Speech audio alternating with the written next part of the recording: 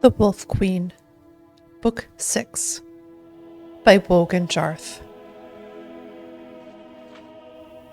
From the pen of Inzolicus, 2nd century sage. 3rd era, 120.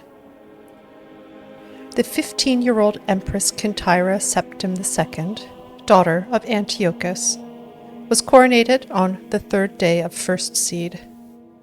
Her uncles Magnus, king of Lomoth, and Sepphoris, king of Gelaine, were in attendance, but her aunt Potema, the Wolf Queen of Solitude, had been banished from the court. Once back in her kingdom, Queen Potema began assembling the rebellion, which was to be known as the War of the Red Diamond. All the allies she had made over the years of disgruntled kings and nobles joined forces with her against the new empress. The first early strikes against the empire were entirely successful. Throughout Skyrim and northern High Rock, the imperial army found themselves under attack. Potema and her forces washed over Tamriel like a plague, inciting riots and insurrections everywhere they touched. In the autumn of the year, the loyal Duke of Glenpoint on the coast of High Rock sent an urgent request for reinforcements from the imperial army, and Kintyra, to inspire the resistance to the Wolf Queen, led the army herself. 3rd era, 121. "We don't know where they are," said the Duke, deeply embarrassed. "I've sent scouts out all over the countryside. I can only assume that they've retreated up north upon hearing of your army's arrival." "I hate to say it, but I was hoping for a battle," said Kintyra. "I'd like to put my aunt's head on a spike and parade it around the empire. Her son Uriel and his army are right on the border to the imperial province, mocking me. How are they able to be so successful? Are they just that good in battle, or do my subjects truly hate me?"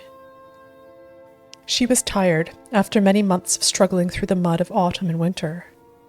Crossing the Dragontail Mountains, her army nearly marched into an ambush. A blizzard snap in the normally temperate barony of Dwenin was so unexpected and severe that it must certainly have been cast by one of Potema's wizard allies. Everywhere she turned, she felt her aunt's touch, and now her chance of facing the Wolf Queen at last had been thwarted. It was almost too much to bear. "It is fear, pure and simple," said the Duke. "That is her greatest weapon." "I need to ask," said Kintyra, hoping that by sheer will she could keep her voice from revealing any of the fear the Duke spoke of. "You've seen the army. Is it true that she has summoned a force of undead warriors to do her bidding?" "No. As a matter of fact, it's not true, but she certainly fosters that rumor. Her army attacks at night, partly for strategic reasons, and partly to advance fears like that.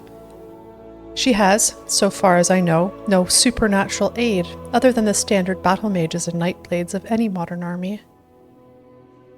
"Always at night," said Kintyra thoughtfully. "I suppose that's to disguise their numbers." "And to move her troops into position before we're aware of them," added the Duke. "She's the master of the sneak attack. When you hear a march to the east, you can be certain she's already on top of you from the south. But listen, we'll discuss this all tomorrow morning. I've prepared the castle's best rooms for you and your men." Kintyra sat in her tower suite, and by the light of the moon and a single tallow candle, she penned a letter to her husband-to-be, Lord Modellus, back in the imperial city. She hoped to be married to him in the summer at the Blue Palace her grandmother Quintilla had loved so much, but the war may not permit it. As she wrote, she gazed out the window at the courtyard below and the haunted, leafless trees of winter. 2 of her guards stood on the battlements, several feet away from one another. Just like Modellus and Kintyra, she thought, and proceeded to expound on the metaphor in her letter. A knock on the door interrupted her poetry. "A letter, Your Majesty, from Lord Modellus," said the young courier, handing the note to her. It was short, and she read it quickly before the courier had a chance to retire.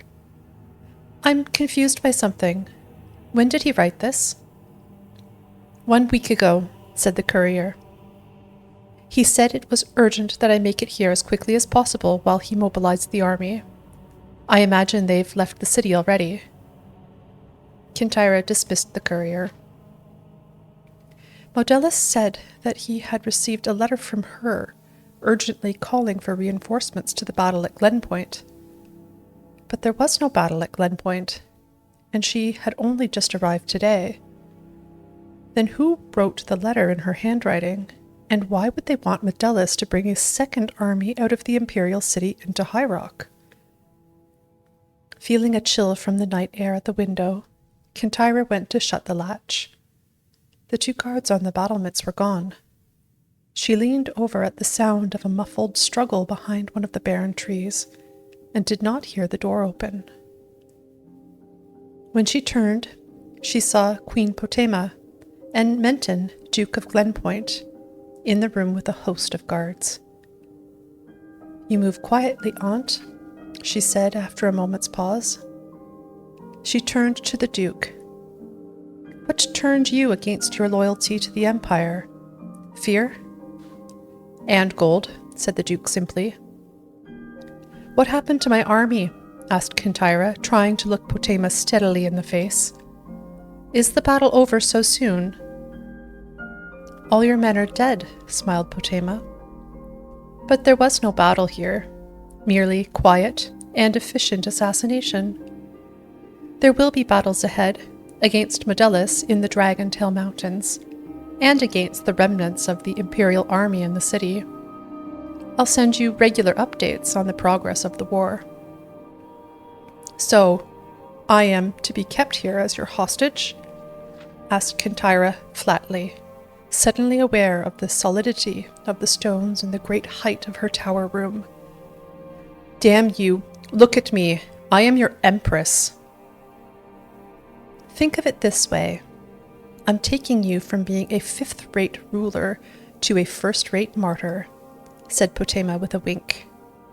But I understand if you don't want to thank me for that.